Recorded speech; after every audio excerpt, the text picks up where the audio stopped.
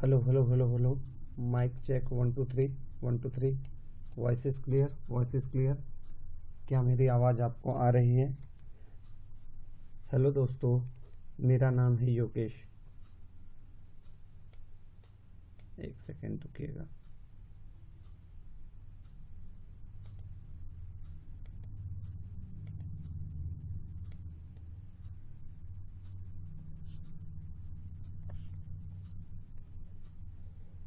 Hello दोस्तों, मेरा नाम योगेश। मैं आपको अकाउंट के क्लासेस लेने वाला हूँ।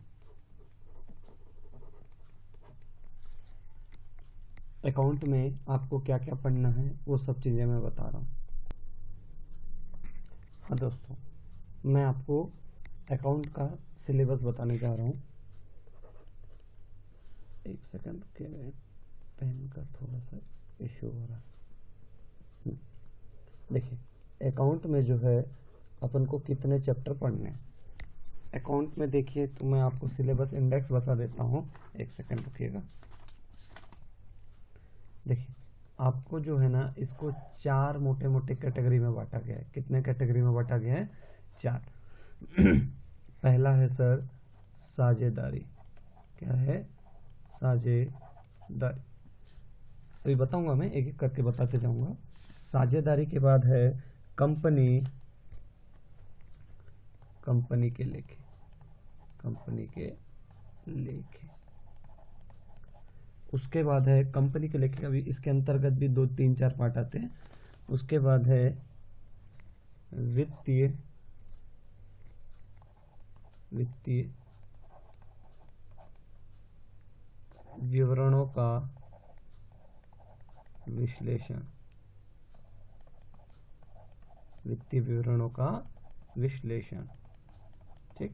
और चौथा कैटेगरी है सर लेखांकन। चौथा कैटेगरी है रोकड़ प्रवाह विवरण। तो अकाउंट के सिलेबस को 4 कैटेगरी में बांटा गया। कितने कैटेगरी में बांटा गया है? 4। तो लगभग इसका जो वेटेज है, लगभग इसका वेटेज है साझेदारी का सर 35 मार्क्स का है। और इसका कंपनी का जो वेटेज है वो 25 मार्क्स का है। कितने का है? 25। ये 35 और ये 25। और इन दोनों का वेटेज है सर 20 मार्क्स का। तो टोटल आपका रिटर्न कितना पेपर होगा सर? टोटल रिटर्न होगा 80 मार्क्स का। यदि आपके ब्लूप्रिंट के हिसाब से चले तो साझेदारी 35 मार्क का, 25 मार्क का, और वित्तीय विवरण और रोकड़ प्रवाह, शायद रोकड़ प्रवाह जो है 8 मार्क्स के हैं और वित्तीय विवरण शायद 12 मार्क्स के हैं। ठीक। तो ऐसे करके दोनों चैप्टर का योग है ये सर, ये 20 मार्क्स का, और इन दोनों से आपको मिलेंगे 60 मार्क्स के क्वेश्चन। ठीक। देखिए, तो हम लोग एक एक करते चलते जाते हैं। साझेदारी में एक्चुअल में अपन को टोटल कितने चैप्टर पढ़ने? साझेदारी में आपको लगभग 5 से 6 चैप्टर पढ़ने। कितने पढ़ने हैं? 5 से 6 चैप्टर। वो 5 से 6 चैप्टर कौन कौन से हैं वो मैं बता देता हूँ। पहला है साझेदारी, साझेदारी फर्मों के लेखे, साझेदारी फर्म के लेखे। ठीक। दूसरा है सर ख्याति। क्या है? ख्याति। तीसरा है सर साझेदारी का पुनर्गठन। ठीक। चौथा है सर साझेदारी पुनर्गठन में ही इसका कैटेगरी है सर नए साझेदार का प्रवेश, नए साझेदार का प्रवेश। पांचवा कैटेगरी है सर साझेदारों का अवकाश ग्रहण या मृत्यु, अवकाश ग्रहण या मृत्यु। छठवां कैटेगरी है सर कंपनी फर्म का समापन। ठीक। तो साझेदारी के अंतर्गत टोटल कितने पार्ट है सर? 6 पार्ट है, 6 चैप्टर्स बोल सकते हैं। पहला है साझेदारी फर्मों के लेखे, दूसरा है ख्याति, तीसरा है साझेदारों का पुनर्गठन, चौथा है सर नए साझेदारों का प्रवेश, पांचवा है सर अवकाश ग्रहण या साझेदारों का अवकाश ग्रहण या मृत्यु, और छठवां है सर साझेदारों का समापन। तो ये 6 कैटेगरी में बांटा गया। कितने कैटेगरी में बांटा गया है? 6। ठीक, उसके बाद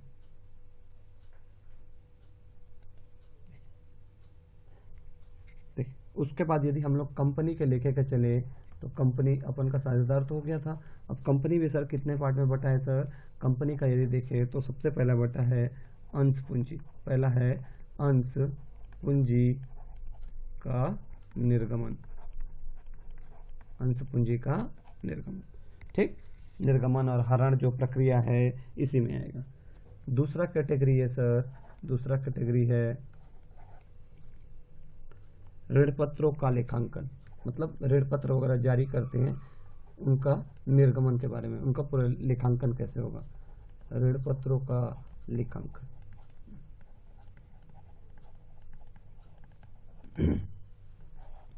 तीसरा कैटेगरी है ऋण पत्रों का शोधन। शोधन का मतलब क्या होता है सर? भुगतान होता है। क्या होता है? भुगतान या पेमेंट जिसको बोलते हैं। तो ऋण पत्रों का पेमेंट, ठीक, या भुगतान बोल सकते हैं। तो कंपनी के अंतर्गत 3 चैप्टर है जिसमें अंश पूंजी का निर्गमन, उसके बाद ऋण पत्रों का लेखांकन, और तीसरा है ऋण पत्रों का शोधन या भुगतान। ठीक, तो याद रखना साझेदारी से अपन को लगभग 35 मार्क्स के, और कंपनी से जो है ना कंपनी संबंधी जितने लेखे हैं उसमें 25 मार्क्स का क्वेश्चन मिलेंगे।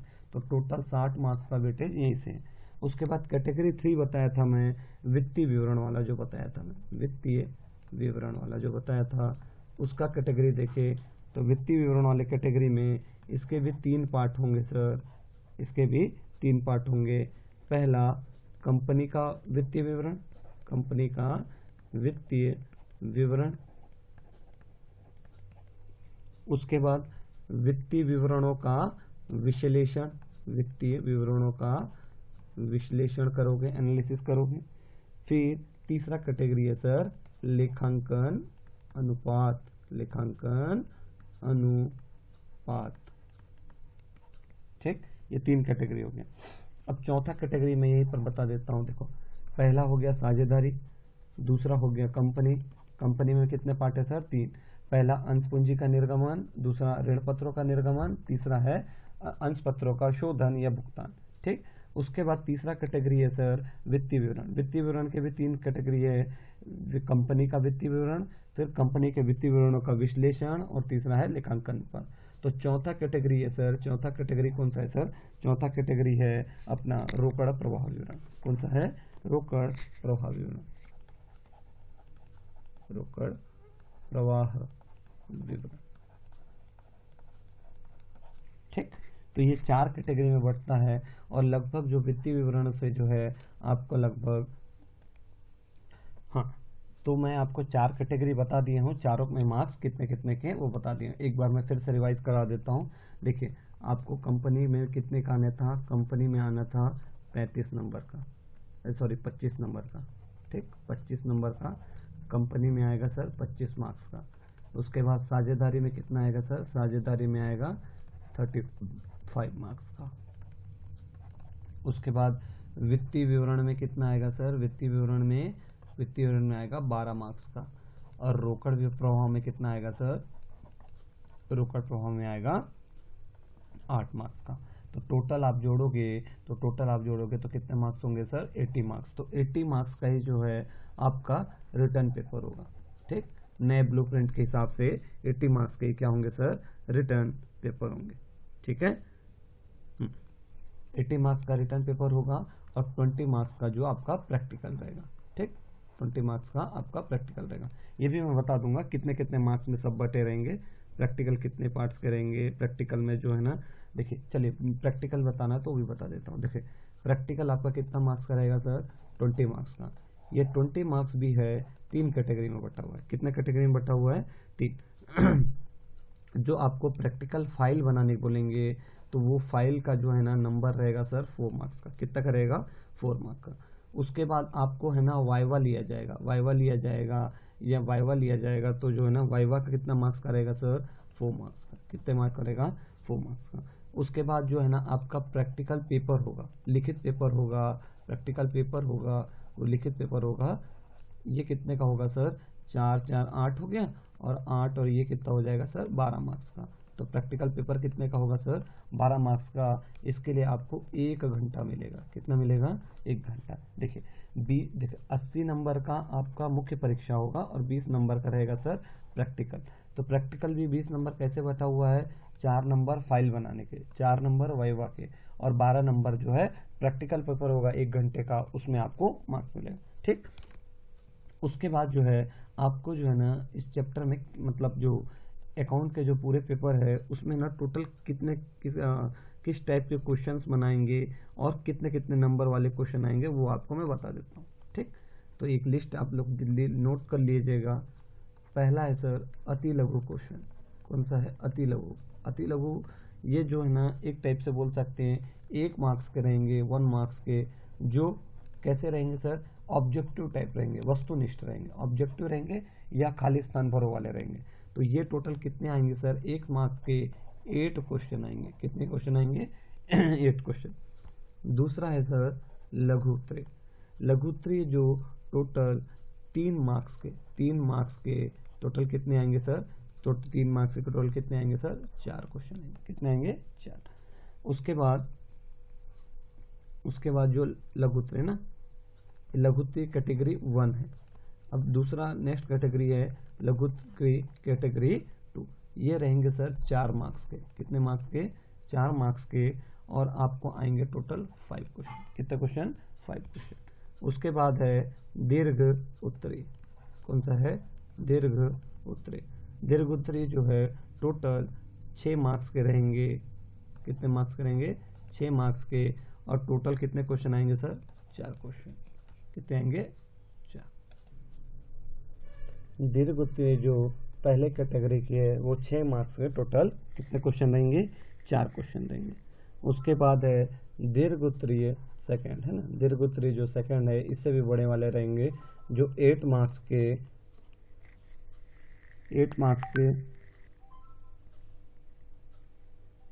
के टोटल 2 क्वेश्चन रहेंगे। कितने क्वेश्चन रहेंगे 2 क्वेश्चन रहेंगे।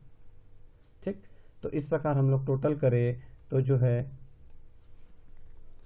इस प्रकार जो हम लोग टोटल करेंगे तो देखो पहले वाले क्वेश्चन 1 मार्क्स के 8 क्वेश्चन, उसके बाद 3 मार्क्स के टोटल 4 क्वेश्चन, मतलब 3:4 कितना हो जाएगा 12 मार्क्स। उसके बाद 4:5 कितना हो जाएगा 4 पंचे 20। उसके बाद है 6 नंबर वाले 4 क्वेश्चन, तो कितना होगा 6 चौक 24। उसके बाद 8 नंबर वाले कितने क्वेश्चन 2 क्वेश्चन, कितना हो जाएगा 8 दूनी 16। देखो इन दोनों को जोड़ोगे तो हो जाएगा 40, 40 और 20 60, 60 और 12 72, 72 और 8 80। तो देखोगे तो टोटल 80 मार्क्स का आपका रिटर्न पेपर होगा, और 20 मार्क्स का क्या होगा सर प्रैक्टिकल होगा, जिसमें 4 नंबर फाइल के, 4 नंबर वाइवा के, और 12 नंबर उसका में भी रिटर्न पेपर होगा। आई होप आप लोग को सब चीज़ें सिलेबस और आपको हर चीज़ें क्लियर हो गया होगा। मैं आपको आगे जो है अकाउंट की कंप्लीट क्लासेस लूँगा। ठीक, हम लोग एक एक क्वेश्चन, जितने भी चैप्टर में जितने क्वेश्चन हैं, चाहे प्रबोध के बुक में हो, चाहे नवबोध के बुक में हो, और एनसीईआरटीज़ में हो, जहाँ पर भी हो, जितने टाइप के हो सकते हैं, हम लोग कंप्लीट हर एक चीज़ एक एक क्वेश्चन देखेंगे। ठीक है, एक एक क्वेश्चन का कंप्लीट सॉल्यूशन देखेंगे। इसके बाद आपको कहीं भी किसी से पूछने का भी ज़रूरत नहीं रहेगा, किसी से आपको कुछ भी पूछने का या कुछ करने का भी ज़रूरत नहीं रहेगा। आप यहीं पर अपने घर में बैठे हुए ऑनलाइन जो है सब कुछ आपको एक जगह में प्राप्त हो जाएगा। ठीक, तो अब जो है मैं अब जैसे कि आपको बता चुका हूँ कि साझेदारी का सर वेटेज तो सबसे ज़्यादा है। देखो साझेदारी का वेटेज ही अपने आप में कितना है सर 35 मार्क्स का है। कितने का है 35 मार्क्स का है। और इसमें टोटल कितने चैप्टर थे हम लोग देखे थे, टोटल 6 चैप्टर थे। कितने थे टोटल 6 चैप्टर थे। तो अब जो है ना हम लोग इसका पहला चैप्टर चालू करते हैं, जिसका नाम है साझेदारी फर्मों का लेखांकन। साझेदारी फर्मों का क्या सर लेखांकन, पहला चैप्टर है। ठीक, तो इसको चालू करने से पहले सर साझेदारी फर्मों को चालू करने से, इसका लेखांकन चालू करने से पहले साझेदारी है क्या, उसके बाद साझेदार है क्या, सबके बारे में चीज़ें अपने को क्लियर रहना चाहिए। ठीक, उसके बाद साझेदारी संलेख क्या होता है साझेदारी संलेख या समझौता, इसी को बोल सकते हैं साझेदारी संलेख, समझौता, अनुबंध भी बोलते हैं, इसी के बहुत सारे नाम है ना। साझेदारी संलेख बोल सकते हैं, समझौता बोल सकते हैं, अनुबंध बोल सकते हैं, इसी को बोल सकते हैं ठहराव भी बोल सकते हैं। ठीक, ये सब के बारे में अपन लोग आगे चर्चा करेंगे। ठीक है, तो चर्चा करेंगे। देखिए सबसे पहले अपन लोग उठाते हैं सर साझेदारी। तो साझेदारी को उठाने से पहले याद रखिए, इसको एक एग्जाम्पल के थ्रू समझते हैं। किसके थ्रू समझते हैं? एग्जाम्पल के थ्रू। जैसे मान लीजिए ए, बी और तीन जो है ना, तीन पार्टनर्स है, तीन साझेदार है। ठीक, तो साझेदारी का मतलब क्या होता है सर? साझेदारी का मतलब होता है, साझेदारी इन सभी व्यक्तियों, या बोल सकते हैं साझेदारी उन व्यक्तियों का संबंध है जो उन सबके द्वारा या उनमें से किसी एक व्यक्ति के द्वारा, किसी उनमें से, देखिए क्या बताया मैं, साझेदारी उन व्यक्तियों के बीच एक ऐसा संबंध है जो उन सबके द्वारा या उनमें से किसी एक व्यक्ति के द्वारा संचालित लाभ, व्यवसाय के लाभ को बांटने के लिए स्थापित हुआ। जैसे मान लीजिए इन तीनों पार्टनर से ए, बी, सी और जो है ए, बी और सी जो है तीनों पार्टनर से। ठीक है, तो या ये कंडीशन हो सकता है सर, या तो इन तीनों मिलकर बिजनेस चलाए, या तो उनमें से कोई एक बंदा मिलकर बिजनेस चलाए। देखिए पार्टनर तो तीनों रहेंगे, लेकिन चलाने का जो जिम्मेदारी या तो तीनों में अपने पास रख सकते हैं, या तो इनमें से कोई एक भी रख सकता है। ठीक, लेकिन जो लाभ होगा इन लोग आपस में बराबर बांटेंगे, या तो आपस में बराबर बांट सकते हैं, या जो व्यक्ति जितना पूंजी लाया होगा, पैसा लाया होगा, उसके अनुपात में बांट सकते हैं। ठीक, तो साझेदारी क्या है सर? साझेदारी इन सभी व्यक्तियों के बीच का ऐसा संबंध जो उन सबके द्वारा या उनमें से किसी एक के द्वारा संचालित व्यवसाय के लाभ को बांटने के लिए हुआ है। ठीक, उसके बाद सर साझेदार क्या होता है? साझेदार क्या होता है सर? साझेदार जो है ना, साझेदारी में इंक्लूड होता है या साझेदारी में भागीदार होता है, उसी को बोल सकते हैं साझेदार बोल सकते हैं। जैसे ए, बी और सी क्या है सर? साझेदार है। ठीक, साझेदार। देखिए साझेदारी एक अमूर्त अवधारणा, अमूर्त अवधारणा मतलब सर हम साझेदार को तो देख सकते हैं, पार्टनर्स लोग को तो देख सकते हैं, लेकिन साझेदारी को नहीं देख सकते। इसको सिर्फ फील किया जा सकता है, इसको महसूस किया जा सकता है। ठीक, उसके बाद सर साझेदारी संलेख क्या होता है? साझेदारी संलेख क्या होता है सर? इसी का दूसरा नाम है सर साझेदारी समझौता, इसी को बोलते हैं साझेदारी अनुबंध, इसी को बोलते हैं साझेदारी ठहराव। तो क्या होता है सर ये साझेदारी संलेख या समझौता? साझेदारी संलेख में क्यों है ना, अपना क्या रहता है सर, इसमें जो है साझेदारी जो हम लोग करने वाले हैं, पार्टनरशिप जो करने वाले हैं, है ना, उसके संबंध में ना पूरी बातें सब कुछ यहाँ पर डिटेल रहता है। जैसे सर इसमें बोल सकते हैं कि साझेदारी जो अपना व्यवसाय है वो कैसे चलेगा, साझेदारी जो व्यवसाय है वो कैसे चलेगा, उसमें फर्म का, जैसे अभी मैं एक एग्जांपल के थ्रू आपको बताता हूँ कि जैसे साझेदारी जो है ना संलेख में क्या क्या बातें रहती हैं, जिसमें जो है ना कंप्लीट है ना उस व्यापार से संबंधित जो है ना डिटेल रहता है। जैसे अपन लोग ये बोल सकते हैं कि सर साझेदारी है, हम लोग साझेदारी, इन लोग तीन लोग पार्टनर मिलकर कोई बिजनेस चालू किए होंगे, तो बिजनेस चालू किए होंगे तो उनका कंपनी या फर्म का नाम क्या है सर? नाम पता चल गया। अब पूछेंगे सर उनका एड्रेस क्या है। ठीक, तो क्या बोला मैं, सबसे पहले फर्म का नाम क्या है, फर्म का पता क्या है।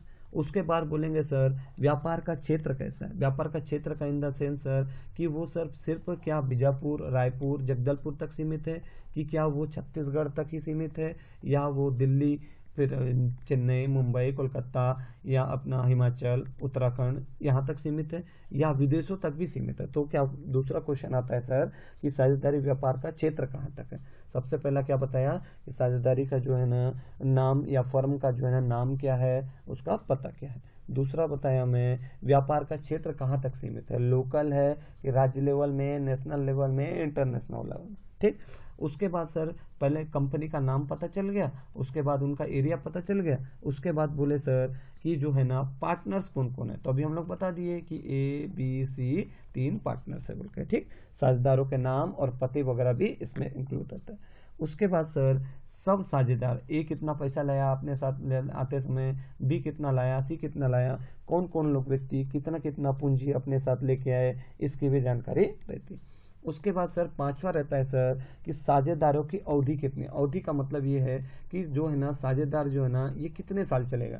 जैसे मान लीजिए ठंडी के समय आप लोग देखे होंगे कि जो है ना अपने ठंडी के समय रेनकोट रेनकोट बोल रहा हूँ, स्वेटर बेचने वाले आते हैं, उन लोग देखना नवंबर दिसंबर से लेके जनवरी फरवरी तक ही रहते हैं, उसके बाद उन लोग वापस चले जाते हैं। तो यहाँ पर देखो पार्टनरशिप क्या होगा, जैसे मान लीजिए यहीं पर ही ना 3 पार्टनर है ABC, इन लोग मान लीजिए स्वेटर बनाने का या स्वेटर का जो बिजनेस करते हैं, तो इन लोग का धंधा क्या होगा सर, सिर्फ 3-4 महीने ही चलेगा।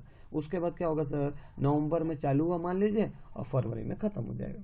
ठीक, तो साझेदारी का अवधि का मतलब है सर उनका टाइम ड्यूरेशन कितना है।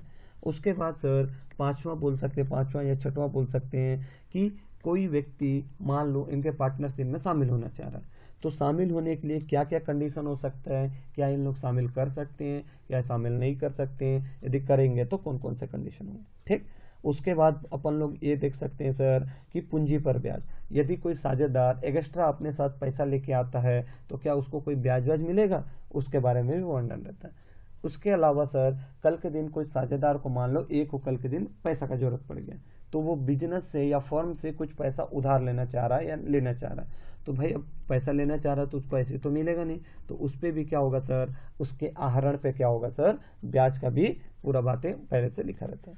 ठीक, उसके बाद सर इन लोग लाभ का बंटवारा किस अनुपात में करेंगे, कोई साझेदार यदि इसको वेतन या कमीशन देना हो, ये सब बातें जो है साझेदारी संलेख में होता है। तो साझेदार क्या बताया मैं सर, साझेदारी क्या होता है, साझेदारी उन सभी व्यक्तियों का ऐसा संबंध है जो उनमें से सबके द्वारा या किसी एक के द्वारा संचालित व्यवसाय ना, उनमें सबके द्वारा या उनमें से किसी एक के द्वारा संचालित व्यवसाय को लाभ को बांटने के लिए इसका निर्माण हुआ है। ठीक, तो वही पता है ना, ABC 3 पार्टनर्स हैं, या तो उन तीनों लोग मिलकर बिजनेस को चला सकते हैं या तीनों में से कोई एक भी व्यक्ति बिजनेस चला सकता है, लेकिन जो है लाभ का बंटवारा कैसे होगा सर, या तो आप उन लोग बराबर बराबर बांट सकते हैं या उनके पूंजी के अनुपात में बांट सकते हैं।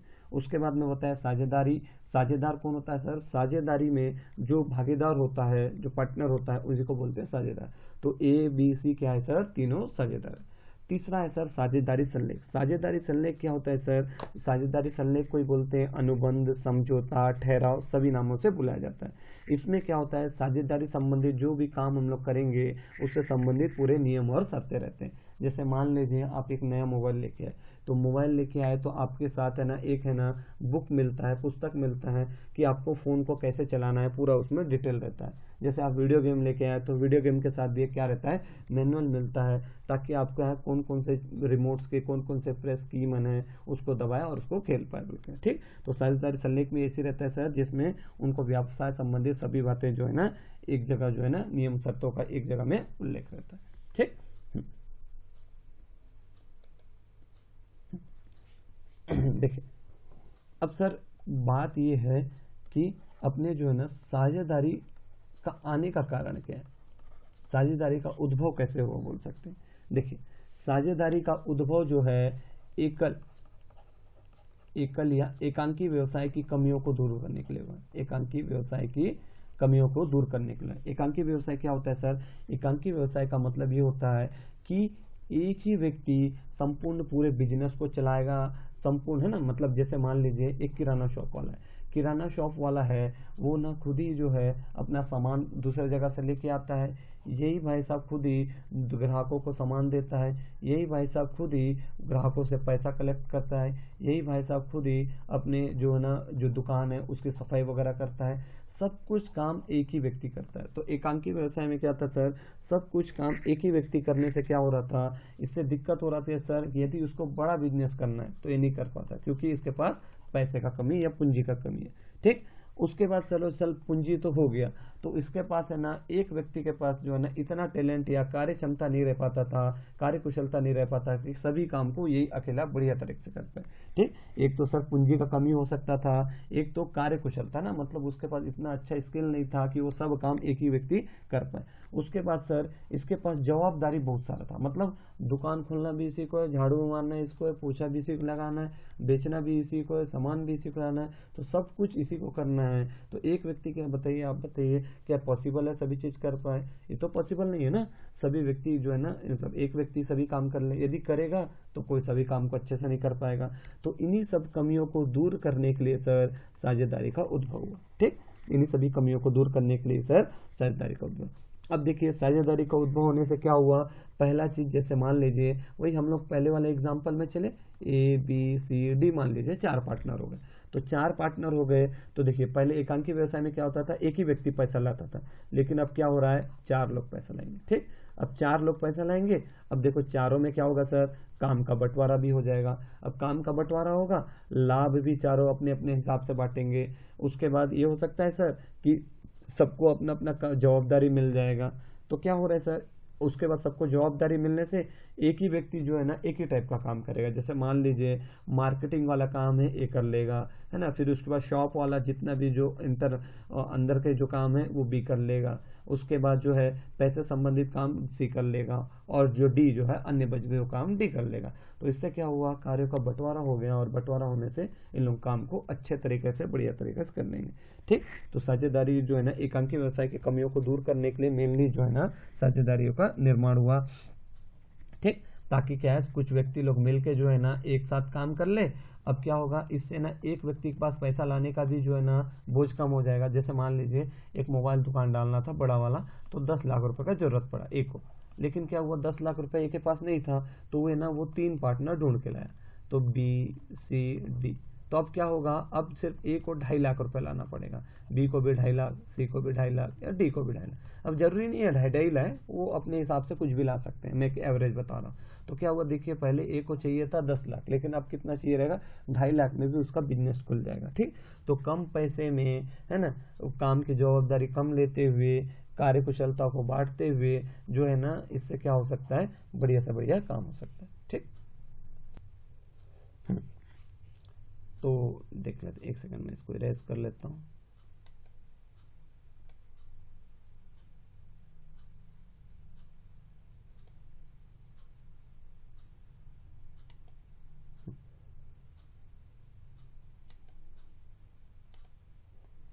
देखिए तो ये बात क्लियर हुआ साझेदारी से क्या मतलब है। तो साझेदारी का आने का कारण क्या था। अब साझेदारी की एक परिभाषा देख लेते हैं। ठीक है, साझेदारी की परिभाषा देखिए, इसको मैं कुछ की पॉइंट के थ्रू बताऊंगा कि साझेदारी की क्या परिभाषा होगी। पहला पॉइंट याद रखना, 2 या 2 से अधिक व्यक्ति, 2 या 2 से अधिक व्यक्ति, पहला पॉइंट। ठीक, पहला क्या बताया मैं, 2 या 2 से अधिक व्यक्ति। दूसरा पॉइंट, किसी समझौते के अनुसार, किसी समझौते के अनुसार, 2 या 2 से अधिक व्यक्ति किसी समझौते के अनुसार किसी वैधानिक व्यापार को, याद रखना वैधानिक, एक एक का मतलब बता रहा हूं मैं। ठीक, 2 या 2 से अधिक व्यक्ति समझौते के अनुसार किसी वैधानिक व्यापार को चलाने के लिए तैयार हो जाते हैं, तथा अपने साथ क्या लगाते हैं सर, पूंजी, अनुभव, श्रम, ये सब चीजें लगाते हैं, है ना, और उसके अनुसार जो भी हमको लाभ होगा या हानि होगा बांटने के लिए तैयार होते हैं, उसको कहते हैं सर साझेदारी।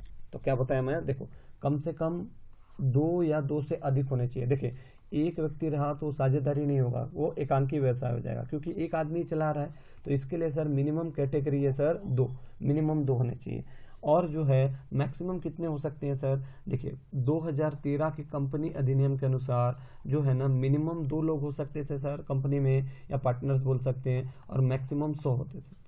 लेकिन है ना 2014 के जो है ना कंपनी अधिनियम में संशोधन किया गया। अब जो है ना अधिकतम वाली स्थिति क्या है सर, मिनिमम 2 और मैक्सिमम 50 बोल सकते हैं। ठीक, अपन को उस लफड़े में नहीं पढ़ना है, अपन को मोटा मोटा याद रखना है कि सर मिनिमम 2 लोग होने चाहिए और मैक्सिमम 50 लोग होने चाहिए। तो क्या बोला मैं, साझेदारी क्या है सर, कम से कम 2 या 2 से अधिक व्यक्ति, उनके बीच सर समझौता हो। समझौता सर कैसा हो सकता है, समझौता चाहे तो लिखित भी हो सकता है, समझौता चाहे तो मौखिक भी हो सकता है। ठीक, मौखिक समझौता मतलब जैसे बता दिया कि भाई आज कल से जो है ना तू और मैं बिजनेस करेंगे, तो ये क्या हो रहा है सर, मौखिक समझौता है। इसमें क्या होता है, कोई व्यक्ति मुकर सकता है, लेकिन लिखित समझौता क्या होता है सर, एक प्रमाण के रूप में होता है। ठीक, तो कोशिश करना चाहिए कि समझौता हमेशा लिखित हो। तो 2 या 2 से अधिक व्यक्ति समझौते के अनुसार किसी वैधानिक व्यापार को, वैधानिक व्यापार मतलब वो लीगल होना चाहिए, कानूनी प्रक्रियाओं द्वारा जो है ना मान्य होना चाहिए। ठीक, जैसे मान लीजिए आप अब कोई व्यक्ति, जैसे ए नाम का व्यक्ति है, वो जो है नकली शराब या जो गांजा या ये सब चीज़ें का बिजनेस कर रहा है, तो ये क्या है सर, लीगली नहीं है, ये तो वैधानिक नहीं है। तो ऐसे बिजनेस करना है सो सर जिसका जो है ना कानूनी रूप से मान्य हो, वैधानिक हो। ठीक, तो वैधानिक, तो पहला बताया 2 या 2 से अधिक व्यक्ति, दूसरा समझौते के अनुसार, तीसरा वैधानिक व्यापार। चौथा पॉइंट है सर, समझौते के अनुसार जो है ना अपने साथ क्या लगाते हैं सर, अपने साथ लगाते हैं लोग पूंजी, उसके बाद लगाते हैं अपने साथ अनुभव, उसके बाद लगाते हैं सर श्रम। अब इतना सब काम किया, 2 या 2 से अधिक व्यक्ति समझौते के अनुसार किसी वैधानिक व्यापार में अपना पूंजी लगाए, उसके बाद अपना अनुभव लगाए, उसके बाद अपना श्रम लगाए। अब उनसे जो भी उसको लाभ हो चाहे हानि हो, अब उसको जो है ना आपस में बांटने का जो है ना, आपस को बांटने में जो तय होते हैं या आपस में बांटते हैं, उसी को बोल सकते हैं सर साझेदारी। ठीक, क्या बात इतना क्लियर है? ठीक, तो मैं एक परिभाषा, एक टेक्निकल परिभाषा बता देता हूँ आपको कंपनी अधिनियम के अनुसार, है ना। तो कंपनी अधिनियम बोल रहा हूँ, भारतीय साझेदारी अधिनियम।